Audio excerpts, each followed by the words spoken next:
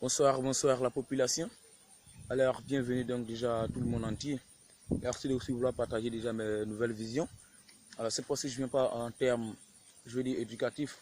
Je viens plutôt sur le sens le plus large, le sens le plus important pour toute la vie, c'est qui est la motivation. Voilà. C'est encore M. Yoda Abdul, déjà en face de vous, alors, qui se permet, donc qui se force à chaque fois de donner des notions, d'apprendre à la jeunesse ce que c'est, donc l'amour de son prochain, d'apprendre à la jeunesse ce que c'est l'amour de soi-même, d'apprendre l'importance déjà du savoir capital effectivement, d'apprendre déjà l'importance de la motivation. C'est sur ce mot que donc je vais étendre mon développement, tant oratoire donc de manière écrite. Écrit bien sûr, suivant les commentaires, après avoir posté cette vidéo, tout de suite vous voyez déjà donc un petit résumé, voilà, de tout ce qui s'est passé en direct effectivement sur cette vidéo. Alors c'est quoi la motivation? Plein de personnes se demandent, se posent la question à savoir c'est quoi une motivation? On entend parler de développement personnel, il faut se motiver, il faut avoir donc des notions, il faut être au-delà de ses pensées. Non, écoutez, être motivé, c'est d'abord l'amour de soi. Il faut s'aimer, Il faut éprouver aussi donc l'amour pour son prochain, oui. Alors c'est quoi être motivé? De manière plus restreinte, être motivé, c'est vouloir faire quelque chose et tenir en cœur. Voilà, donc un petit truc, voilà. Essayez un peu de vous mettre une idée en tête. Je sais pas, je vais être le premier de ma classe, je vais avoir donc, je sais pas, obtenir un diplôme. Je vais être au-delà donc de mes pensées, voilà. Et je m'alloue tous les moyens nécessaires pour atteindre, je sais pas, ce but-là, pour l'avoir, hein, pour être donc, au sommet même de mes pensées. C'est ça, être motivé. Donc, j'ai créé de la motivation en moi. J'ai créé l'amour, donc de vouloir faire quelque chose qui paraît impossible. Voilà, donc transformer l'impossibilité en possibilité, effectivement. Donc, dépasser mes incapacités, franchir ma limite. Ne jamais se donner des limites dans la vie. Non. Lorsque vous êtes déjà vivant, jeune, répondant déjà à un certain nombre de critères, il ne faut jamais se figer des limites. Non. Se créer des limites, on se dit qu'on ne peut pas faire quelque chose, c'est comme s'enterrer vivant, se mettre sous la terre. Non, rien n'est impossible dans la vie, effectivement, sur cette terre, sauf éviter la mort. Inch'Allah, on sait. On ne peut pas éviter la mort quand ça se doit, effectivement, quand le temps il est, c'est inévitable. Mais en dehors de cela, on peut réveiller un malade. On peut guérir donc, je sais pas, des non-voyants. On peut faire assez de choses. Le monde il est développé aujourd'hui. Alhamdoulilah, c'est bien. Comment y arriver? Qu'est-ce que c'est le développement personnel? Qu'est-ce que c'est la motivation? J'ai fait un briefing, j'ai déjà fait même déjà un petit résumé. J'ai déjà dit un peu à quoi ça ressemble déjà ce thème-là, la motivation. Pour moi, la motivation, c'est quoi? Je suis M. Abdul. Je vais faire quelque chose. C'est quoi cette chose? Je la cible déjà, la chose. Je la tiens à cœur. J'ai envie de faire, voilà, je vais devenir professeur. Par exemple, c'est mon exemple le plus vif que je puisse donner. Donc déjà, professeur en quelle matière? Et pourquoi devenir professeur? Je vais apprendre aux gens ce qu'ils ne savent pas. Partager aux gens mon savoir-faire. Ce qui est déjà recommandé, effectivement, dans cette vie. Il faut toujours laisser donc une trace. Mais comment y arriver alors que je n'ai pas une qualification de professeur? Mais non, je m'alloue tous les moyens nécessaires possibles. C'est en faisant quoi? De un, en développant déjà ma capacité d'autodidacte, c'est-à-dire apprendre des matières. Ne jamais attendre quelqu'un pour apprendre donc, une matière. Se donner les forces nécessaires pour apprendre des matières. Secondo, se spécialiser donc dans un domaine. Même si, par extension, nous ne devons pas être limités dans notre manière de faire les choses. Et de manière donc tertiaire, avoir la capacité, la volonté de vouloir faire. Effectivement, la volonté, elle compte beaucoup dans tout ce que nous faisons. Il faut être volontaire à faire beaucoup de choses. Il ne faut pas attendre qu'on vous dise, écoute, Mr. X, voilà, il faut faire telle chose. N'attendez jamais des recommandations venant des gens.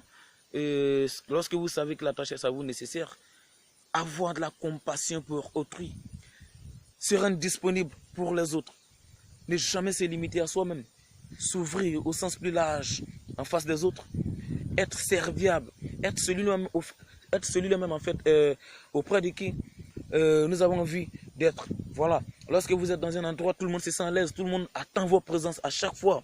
Oui, vos intensives présences. Il faut que vous soyez présents à distance comme physiquement. Il faut que vous soyez présents là, dans le cœur des autres.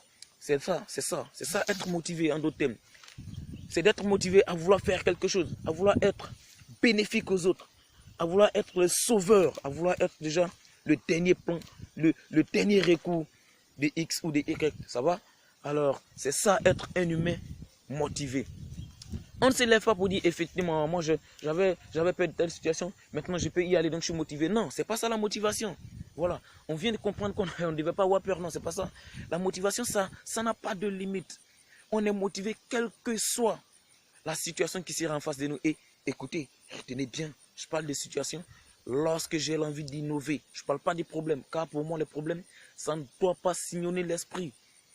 On dira juste qu'on a des situations complexes qu'on doit vite développer afin de trouver des solutions à ces situations-là. Mais ne répétons jamais ce terme-là, problème. Car à force de vouloir dégager des pensées positives à l'endroit des situations néfastes, vous les attirez à vous-même. Voilà, vous les attirez à vous-même. Et c'est ce que la loi d'attraction, pour ceux qui connaissent déjà cette loi, c'est ce que la loi d'attraction stipule déjà. Lorsque je n'ai pas envie de quelque chose, que je ne fais que penser à la chose, oh non, il ne faut pas que je tombe dans un embouteillage, il ne faut pas que je sois dans telle ou telle situation. Effectivement, vous y serez. Il vous aurait fallu de dire juste, je dois arriver à la maison, paisiblement, avec beaucoup de rapidité. Et oui, je dois être le meilleur des meilleurs. Et là, vous avez attiré le bonheur en vous. Voilà. Il faut être motivé à ne pas voir la négativité, mais il faut être motivé à voir toujours la possibilité. L'impossible, c'est mauvais. Lorsque vous pensez que tout est impossible, écoutez, vous-même, vous êtes impossible à résoudre des solutions, à résoudre des problèmes, effectivement, non. Il ne faut jamais penser à l'impossibilité. Ne jamais se limiter de la vie.